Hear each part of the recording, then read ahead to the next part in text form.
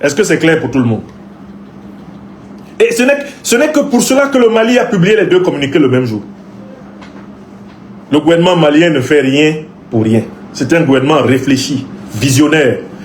Le gouvernement malien sait très bien que s'il avait publié le communiqué de la grâce à Vézilier séparément et publié plusieurs jours plus tard, même seulement 3 ou 4 jours plus tard, le communiqué de la libération des otages, le peuple malien n'aurait pas compris. L'opinion africaine n'aurait pas compris. Le gouvernement malien a tenu à respecter son peuple, à respecter son opinion, à respecter la dignité de sa souveraineté. Il a donné les deux informations en même temps. À ceux qui veulent dire, oh, le président Assimi Goïta a fait preuve, oh là là, c'est quoi ça, hein? C'est de la tiédeur, c'est de la mollesse, hein? C'est quoi ça? Lui là, il fallait le flinguer, il fallait lui loger une balle dans la tête à ce lieutenant-colonel, à cet espion français, puis on va quitter ici. À cela, la réponse que le président Assimi Goïta donne est la suivante. Je suis, en tant que chef de l'État de la République du Mali, responsable de la vie de toutes les Maliennes et de tous les Maliens. J'ai le devoir de sauver les vies des Maliennes et des Maliens. Ça, c'est ma première prérogative. Ne me dites pas que j'aurais dû laisser éventuellement sacrifier 82 de mes compagnons d'armes seulement parce que je détiens un Français. Je ne suis pas cruel. Je ne suis pas sadique, je ne suis pas cynique. Nous dit, in fine, le président Assimi Goïta. Je suis le père symbolique de la nation malienne aujourd'hui.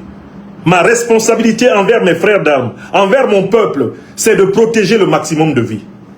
Alors, comprenez très bien que j'ai plutôt réussi un coup de maître. J'ai réussi à sauver 82 vies maliennes en restituant une liberté française. C'est un échange absolument positif. Et puis, tous ceux qui gênent, tous ceux qui se plaignent, vous parlez comme ça parce que ce ne sont pas vos parents qui étaient détenus en otage par les groupes terroristes. Ce ne sont pas vos parents qui ont été déportés en Mauritanie ou en Algérie par ces criminels égorgeurs, sans foi ni loi. Si chacun d'entre vous avait son frère, sa soeur, son père, sa mère, son enfant, parmi les 82 soldats maliens, vous comprendriez le président Assimi Goïta. Vous qui osez critiquer sa décision. Est-ce que vous comprenez? Le président Assimi Goïta n'est pas seulement un militaire, c'est un père de famille. Il n'est pas seulement le père de sa propre famille. Il est le père de la famille malienne. Sauver des vies maliennes, c'est son devoir. Et c'est à ce niveau de haute moralité, de haute spiritualité politique que le leader malien se situe. Est-ce que vous comprenez? Donc, c'est à Macron qu'Assimi Goïta a tordu le bras.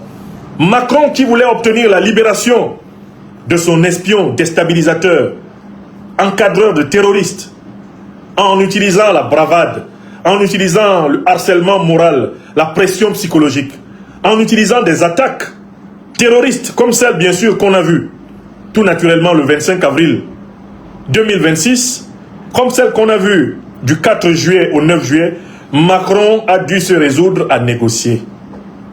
Et pour négocier, il a fallu qu'il assume véritablement son rôle de chef de la junte néocolonialiste et terroriste française.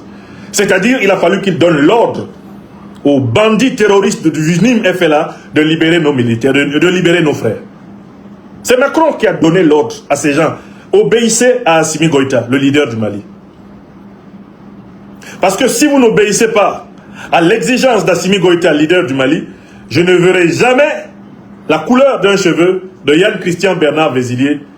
Et ici en France, cela me sera opposé jusqu'à ma mort. Voilà la situation dans laquelle tout ceci s'est passé. Et voilà pourquoi on a eu les deux communiqués en même temps.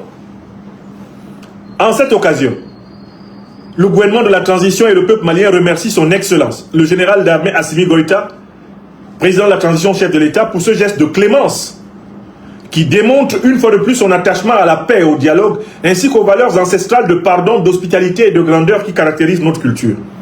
Il y a là quelque chose d'important. Le Mali ne se bat pas pour dominer la France. Le Mali ne se bat pas pour que les Maliens deviennent les patrons des Français en France. le Mali n'ambitionne pas d'exercer une hégémonie sur l'Europe.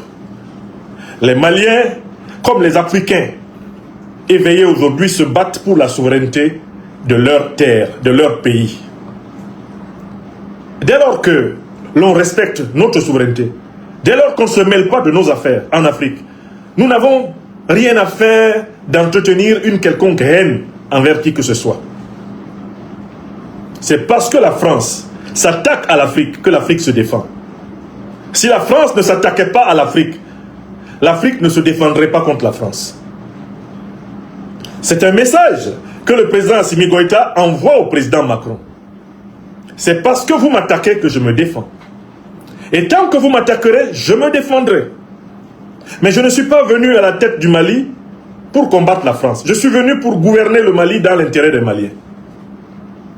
Quand on parle ici des valeurs du pardon, de l'hospitalité et de la grandeur, on montre que le président malien a compris que le pouvoir ne s'exerce jamais dans la haine.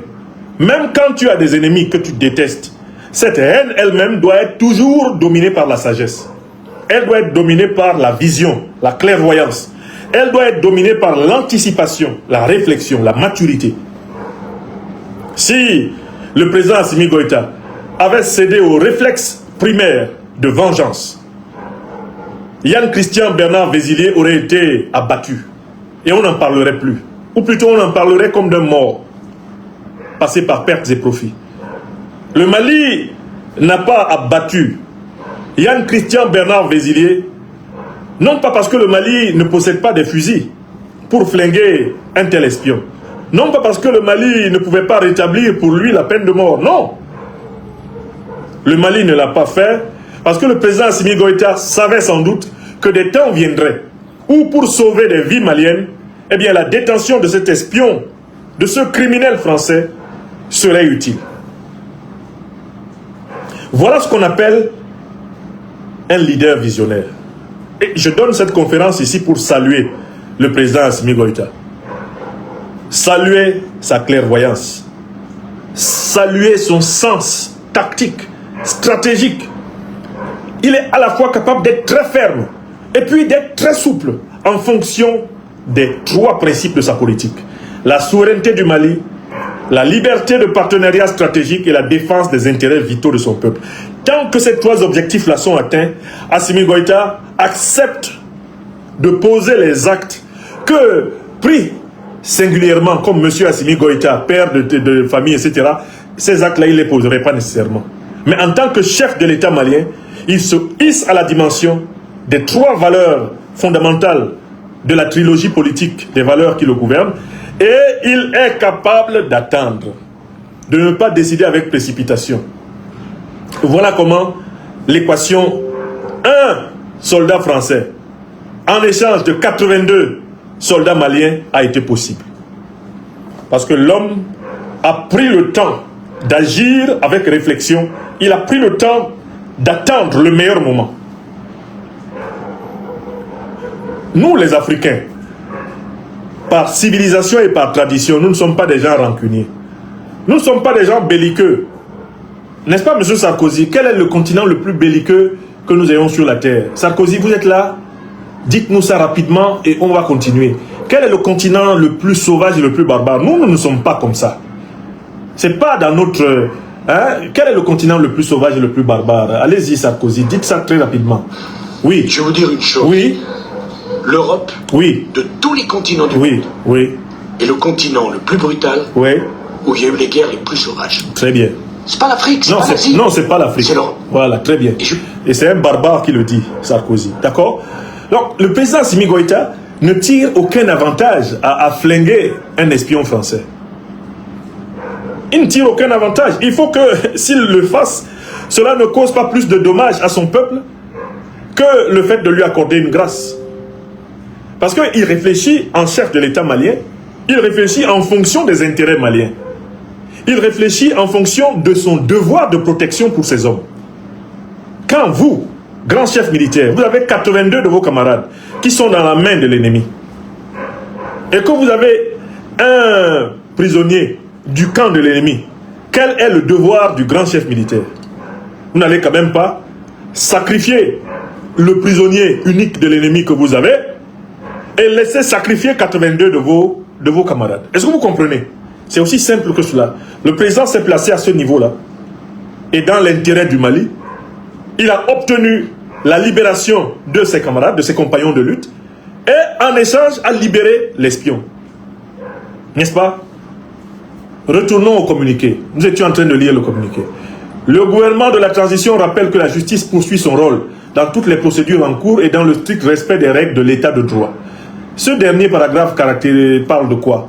Il parle des autres militaires qui étaient associés dans le projet de coup d'État de déstabilisation du pays à l'officier de la DGSE, Yann Christian Bernard Vézilier.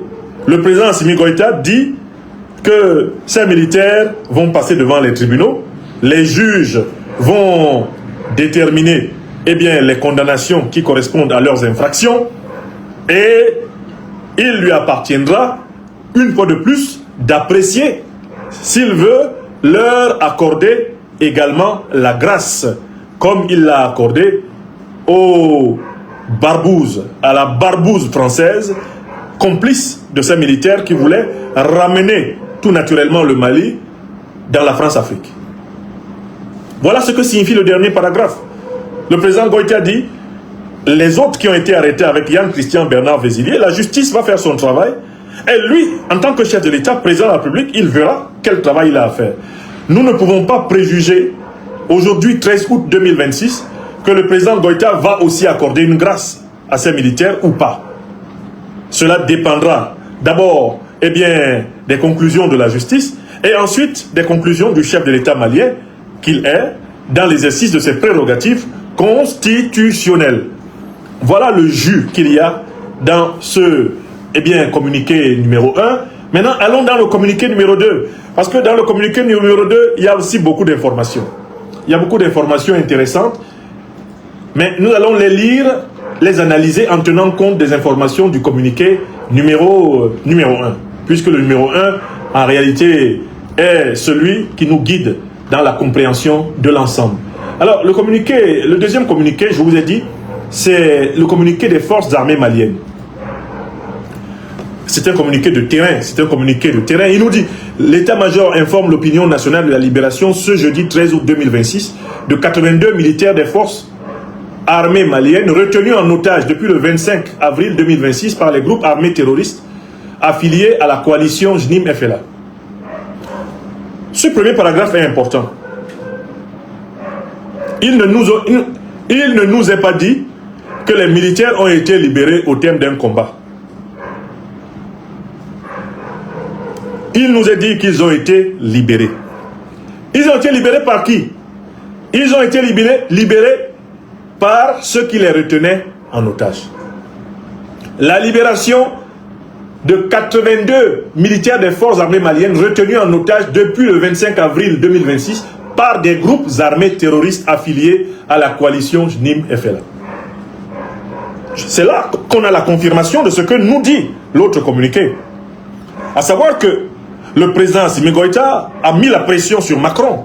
Macron a mis la pression sur ses terroristes. Ces chefs terroristes ont libéré les militaires maliens. On nous informe de la libération, on n'a pas dit au terme de combat qui ont provoqué 40 morts côté ennemi, 25 morts côté ami. Nous avons réussi à libérer nos camarades. Ce n'est pas ce qui s'est passé. L'armée malienne ne nous ment pas. Elle nous parle d'une libération. Ça veut dire que cette libération ne s'est pas faite dans le combat. Il n'y a pas eu des morts de part et d'autre. Il y a eu restitution des hommes. Et c'est là où j'insiste sur le fait que cela n'a été possible que parce que ces hommes étaient hors du territoire malien. Je ne vois pas comment cette libération se serait faite pacifiquement si les otages étaient en territoire malien avec leurs avec leurs détenteurs. Si les terroristes étaient sur le territoire malien, détenant les militaires maliens, ils seraient encerclés par l'armée malienne. Et il serait plus utile pour eux à ce moment-là de libérer. Ils seraient obligés de se battre à mort. Soit pour ne pas libérer, soit pour se sauver eux-mêmes, soit ils seraient obligés de se rendre. Donc je fais tout à fait l'hypothèse que nos militaires, les FAMA, étaient détenus dans un pays étranger. Probablement, j'insiste, probablement la Mauritanie. Et donc Macron le chef de la jeune néocolonialiste et terroriste française, a probablement donc adressé un ordre à ces chefs terroristes de terrain en leur disant « Libérez 82 militaires maliens. Libérez les 82 militaires maliens que vous détenez, car j'espère, grâce à la médiation, obtenir la libération d'un militaire français. » Vous comprenez? Voilà comment l'armée malienne a recueilli ses compagnons. Elle a recueilli ses hommes. Il n'y a pas eu de combat. Voilà l'information du premier paragraphe. Et le deuxième paragraphe renforce le fait que c'est une libération qui s'est faite de façon pacifique. Il a dit: les militaires libérés sont désormais en sécurité et pris en charge par les services compétents. C'est-à-dire ils ont été remis à leurs camarades. Troisième paragraphe. Cette libération est l'aboutissement d'un processus engagé dès leur capture. On n'a pas dit un combat. On a dit un processus. Ayant fait l'objet d'une planification rigoureuse et de mobilisation coordonnée des capacités nécessaires à la conduite de ce type d'opération. C'est une opération qui a été menée pour les récupérer en bonne et due forme, en sécurité. Elle traduit la détermination constante du commandement à ne ménager aucun effort pour retrouver et ramener les nôtres, quelles que soient les circonstances. C'est-à-dire que le troisième paragraphe du communiqué des FAMA indique très bien ici que l'autorité politique a joué un très grand rôle. Ça a été un processus, un processus. Et le mot processus ne s'utilise que là où on est en négociation. C'est dans le cadre de négociation qu'on utilise processus. Quand c'est le combat là, ce n'est pas un processus. C'est une opération menée d'un bout à l'autre, etc. Alors, manifestement, les FAMA n'ont pas mené une opération militaire pour cela. Pourquoi? Parce qu'ils n'étaient pas détenus. J'insiste là-dessus, je suis convaincu à 100% que nos soldats des FAMA n'étaient pas détenus dans le territoire malien. Parce que s'ils étaient dans le territoire malien, l'armée malienne aurait mené une opération. Elle aurait encerclé les détenteurs des terroristes et les aurait forcés, pour sauver leur propre vie, eh bien, à se rendre. Mais c'est parce qu'ils étaient en territoire étranger, par exemple en Mauritanie ou en Algérie, que ce troisième paragraphe existe. L'état-major général des armées salue tout particulièrement le courage, la résilience et la dignité dont ont fait preuve les militaires durant leur captivité. Donc ils étaient littéralement en captivité. Et ça me rappelle une fois de plus les images des militaires maliens en captivité dans un camp terroriste en Mauritanie où Oumar Mariko est allé faire sa fameuse vidéo. Je pense beaucoup à ces militaires et je pense que c'est probablement ce groupe-là qui a été libéré. Il exprime également sa profonde reconnaissance à leur famille pour leur patience, leur confiance et leur remarquable force morale tout au long de cette épreuve. Le mot-clé ici, c'est que l'armée malienne remercie les familles et les militaires pour la confiance. Confiance envers qui? Mais envers le président Assimi Goïta, dont on sait qu'il n'a pas eu de cesse de trouver un moyen de libérer ses compagnons, de faire libérer ses compagnons. Bien que ses compagnons ne fussent plus détenus à l'intérieur du territoire malien, le président Assimi Goïta a su mener les opérations de négociation jusqu'à forcer la main du chef de la junte néocolonialiste et terroriste française pour obtenir le retour vivant de ces 82 soldats maliens. L'état-major remercie le peuple malien pour son soutien constant aux forces de défense et de sécurité et l'invite à demeurer vigilant et mobilisé à leur côté dans la lutte contre le terrorisme. C'est un paragraphe très important. Certains vont dire, mais l'espion français de la DGSE, le lieutenant-colonel Yann Christian Bernard Vézilier, qui a été libéré, qui est en train de rentrer actuellement en France, peut-être même qui est déjà arrivé en France, mais il va reprendre du service.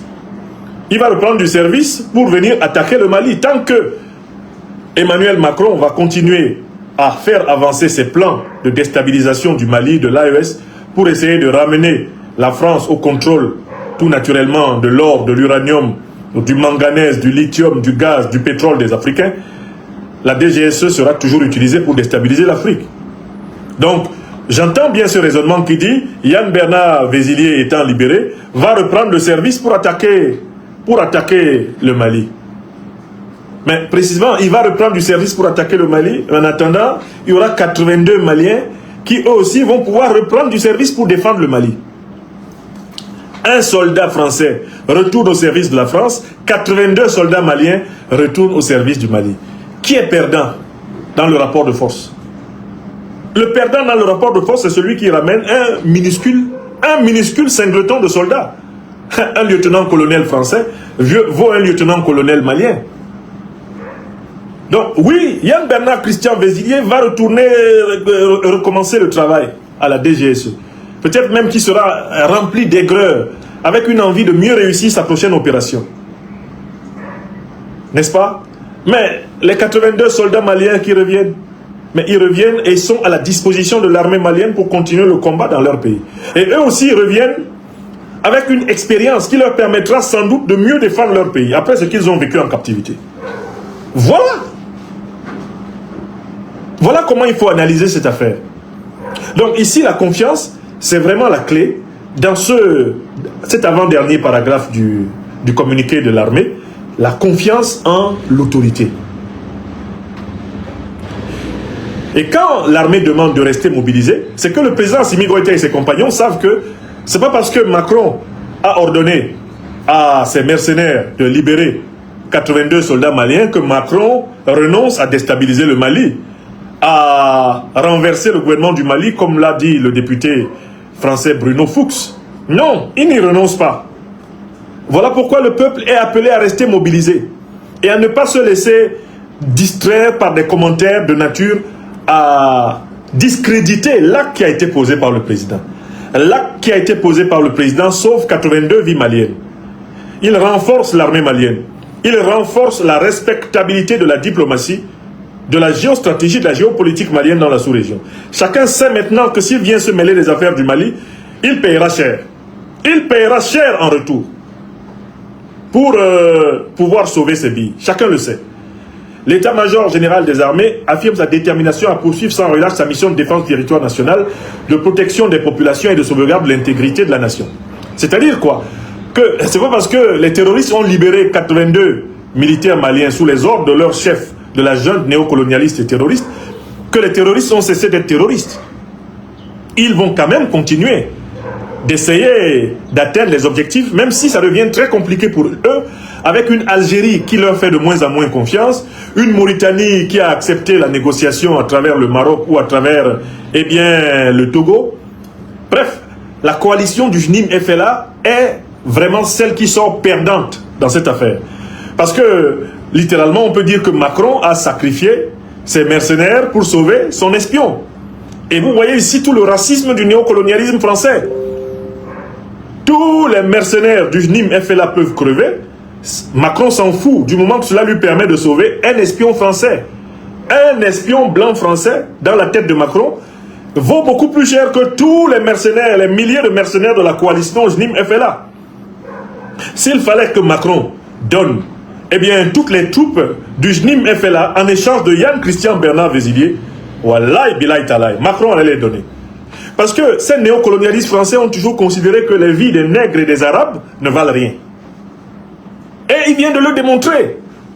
Il dit non, libérez 82 parce que je veux récupérer un. Libérez 82.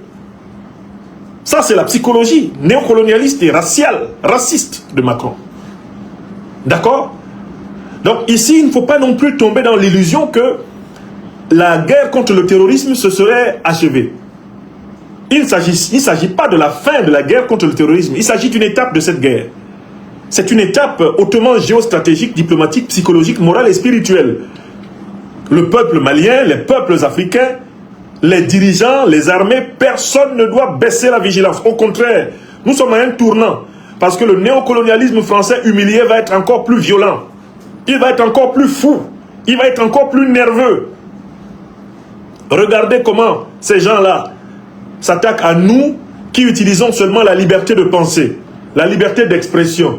Nous qui utilisons la plume, le verbe, l'image.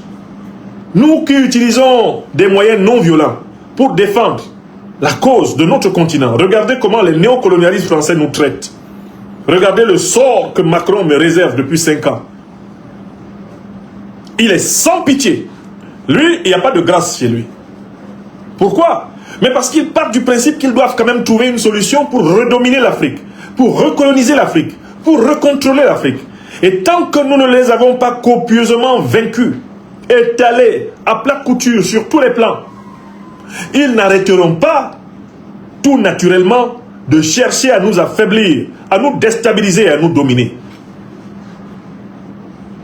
Donc, ce serait une erreur de la part des Africaines et des Africains d'interpréter cette libération des prisonniers, des otages militaires maliens comme étant la fin de la confrontation avec l'impérial terrorisme. Non, c'est une étape.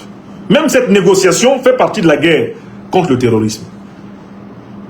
C'est une bataille, eh bien, diplomatique, géostratégique et géotactique que le président Assimi Goïta et ses compagnons viennent de remporter.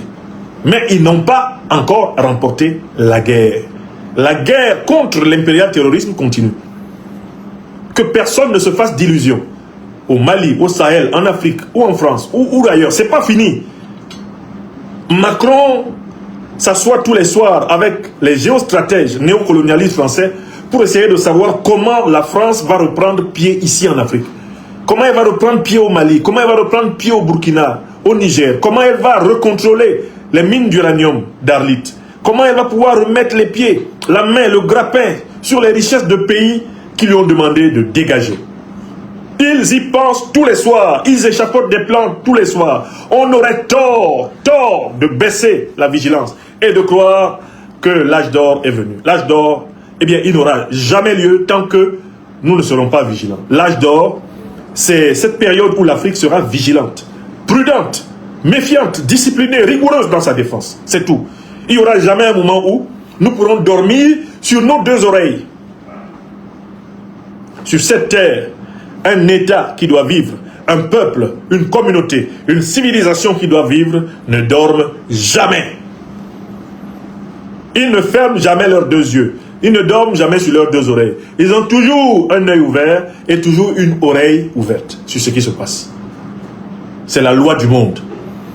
Je le dis souvent par une image, tout peuple, toute civilisation, toute nation, tout État, toute communauté humaine qui veut vivre et transmettre la vie dans les meilleures conditions aux générations futures doit tenir d'une main l'épée et de l'autre la truelle. L'épée pour se défendre et la truelle pour construire, pour bâtir. Celui qui se tient seulement avec la truelle et peut-être dans une main, l'autre main, une rose ou une belle colombe, il est mort. Le monde requiert le combat. La vie est un combat.